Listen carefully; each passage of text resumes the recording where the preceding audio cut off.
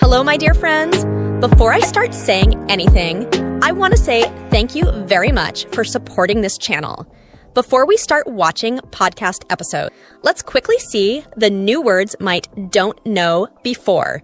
It's crucial to learn words to be fluent your English. Listening to English conversations can be a great way to improve your English language skills. It allows you to hear the language being spoken in a natural and fluid way, which can help you better understand pronunciation, new words, intonation, and the rhythm of the language.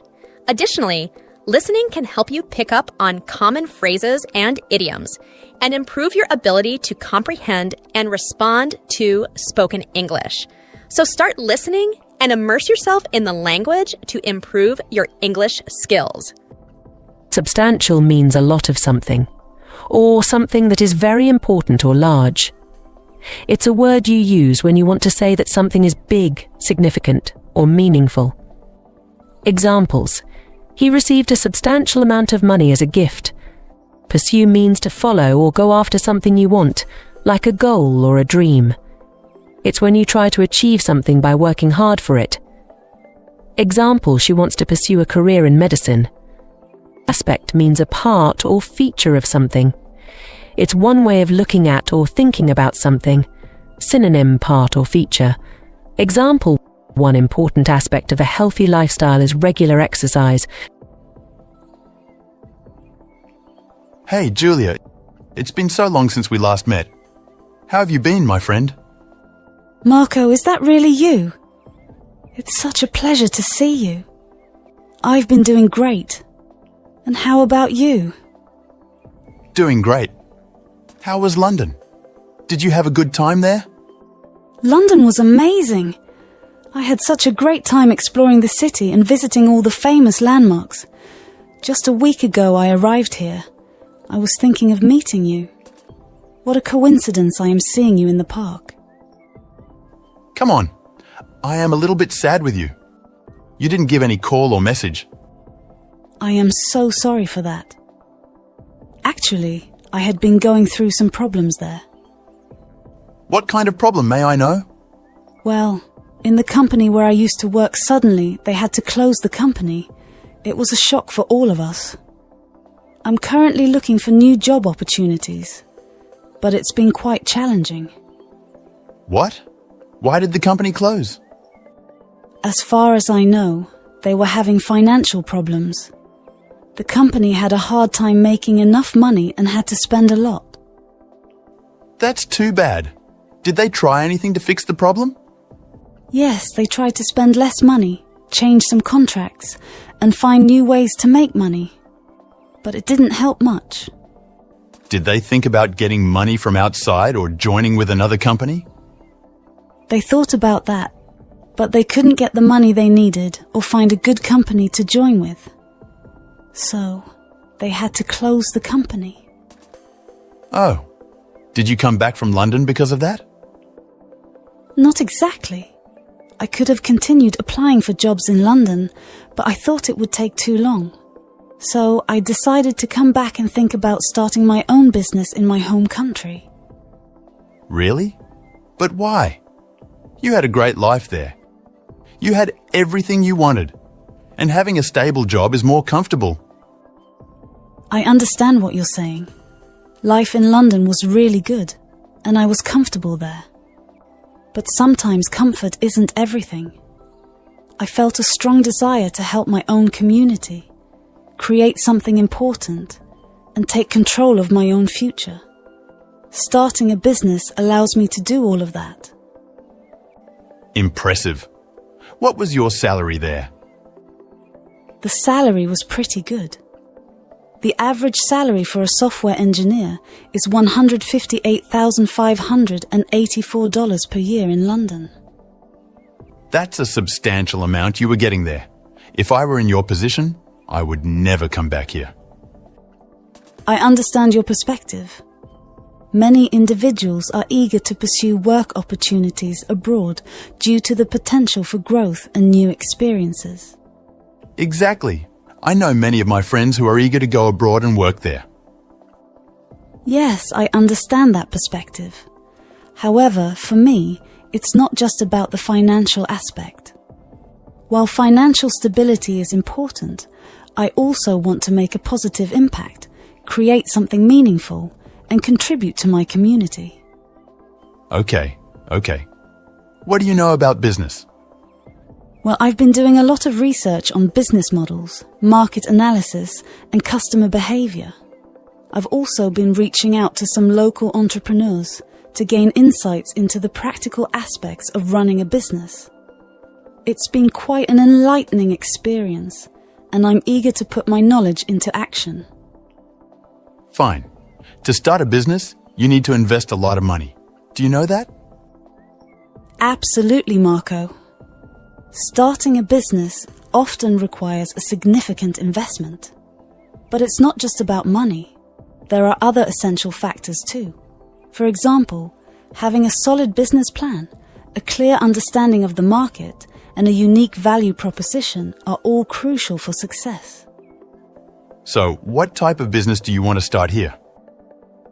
I was considering starting a farming business, but I've had to change my mind. Now I'm thinking of marketing by launching my own marketing agency. Best wishes for you. Personally, I don't like doing business. It is risky, and the thought of dealing with all the uncertainties makes me anxious. I prefer the stability of a regular job, where I can focus on my tasks without worrying about the fluctuating market or unpredictable situations. I believe in finding a balance between taking risks and ensuring security, and for me, a traditional job offers that balance. Going for a job is like having your food at restaurants. You choose which food you like, eat, and pay for. On the other hand, business is like you have to cook for yourself and your family. You think every single day about what to cook, what ingredients it's required. Work hard to cook within the time. Ensure you enjoy cooking every single day without any break. And lastly, keep the food taste consistent. And finally, the big task is to make sure your family, means customer, love your food. What did you mean? Can you explain? Business is 100 times riskier than a job, and it's 100 times harder too. I know it's risky, but there are more opportunities for growth and success in the long run. Plus, the feeling of building something of your own is incredibly rewarding. Are your parents in support of this? They are not fully supporting this, but they are not against it either. My father is also working as a government employee, so he has concerns about it. However, my mother is more open-minded about it and is willing to consider the potential benefits. I wish they were more enthusiastic, but I understand their perspective. Why did you choose to become a software engineer and move to London instead of pursuing your interest in starting a business? An interesting twist. Well, Marco, my journey took an unexpected turn. You see, my father had a strong influence on my career path. He insisted that I study software engineering, a field he believed held immense promise. And so I followed his guidance, honed my coding skills, and eventually found myself in London, surrounded by lines of code and coffee-fueled late nights. Oops, that's really unfortunate. Sometimes parents don't understand what their children want for their careers or dreams. You're right, Marco. The clash between parental expectations and personal dreams can be both touching and painful. My parents never forced me to choose a career. They always gave me the freedom to decide for myself. But they want the best for us, even if it doesn't always seem that way. Unknowingly, they just want to guide us toward making choices that will lead to a successful and fulfilling future. Let's talk about more job versus business. A job is a more reliable option for financial security, whereas business appears attractive to those willing to take risks. I already mentioned the answer to this question. Now you tell me something about a job. A job can't be defined easily. It's best classified as either part-time or full-time work. A job is simply recognized as a responsibility or duty for completing work on time. The job offers you a fixed salary. While a job may provide a sense of security and stability, a business can offer the potential for greater financial rewards and personal fulfillment. Both options come with their own set of risks and rewards, and the right choice depends on individual circumstances and preferences. You can get fired from a job and still find work, or you can lose your business overnight, making starting a new business or seeking work a nightmare. In terms of risk, a job is better than a business. Every time a client pays your company a lot of money, where does that money go? Someone is making that money, and it's probably not you. Instead, you have little control over your fixed salary, no matter how much money you bring in. Hey Julia, I totally get what you're saying. It's true that when a client pays our company a substantial amount of money, it can feel like we're not directly benefiting from it. The money goes into various areas within the company, such as operational costs, investments, and employee salaries. While we might not see an immediate increase in our own salaries, it does contribute to the overall success and stability of the company, which can eventually have a positive impact on us as employees. Do you have more points? Yes, the life of a businessman is far busier and more unpredictable, with stress. Employees enjoy a better quality of life than business owners. Well, Marco, I can see where you're coming from. Being a business owner definitely comes with its own set of challenges, including long hours, high stress, and unpredictability. However, I think it's important to recognize that both employees and business owners face their own unique stresses.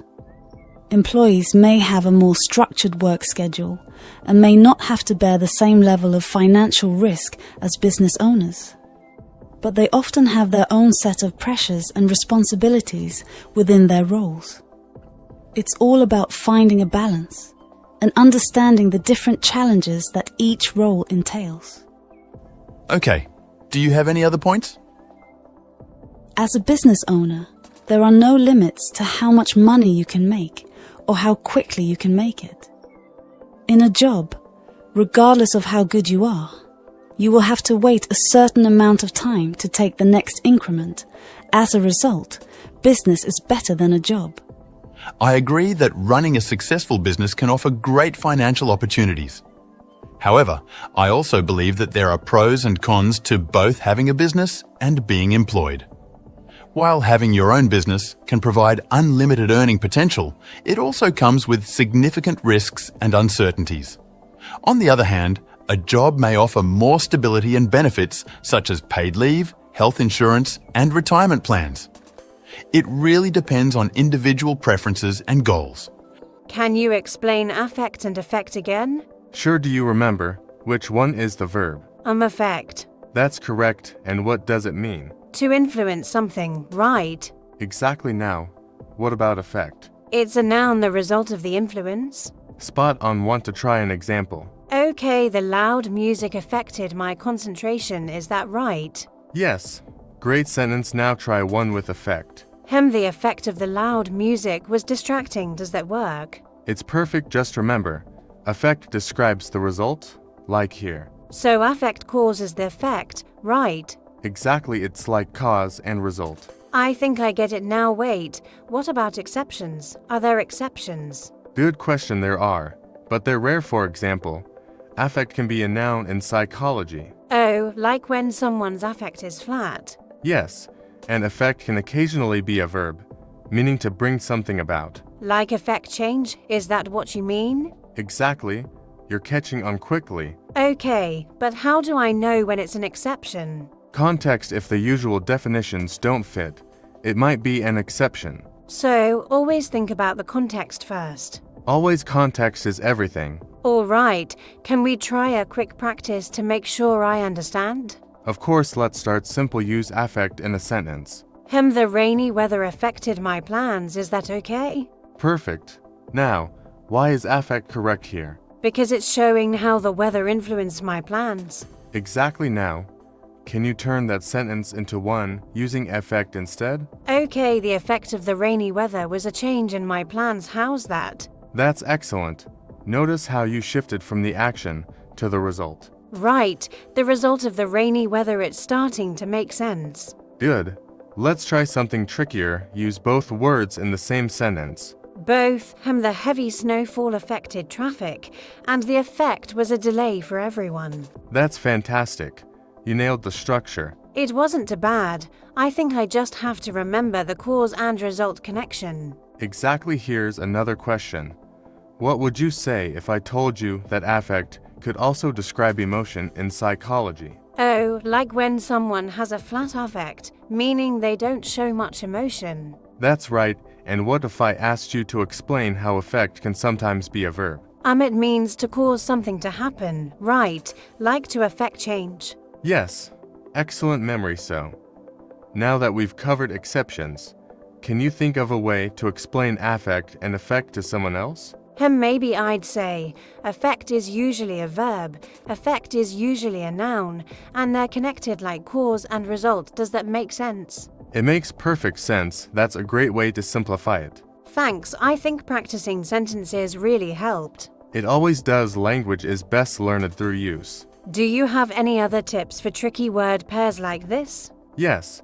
Keep a notebook of words that confuse you. Write examples for each one, and review them regularly. I should start doing that. Are there any other word pairs like affect and effect that confuse people a lot? Definitely words like then and then, or complement and complement. Would you like to go over one of those next? Oh, then and then. I always mix those up too. All right, let's dive into that next. I see, so even small effort counts as long as I don't quit.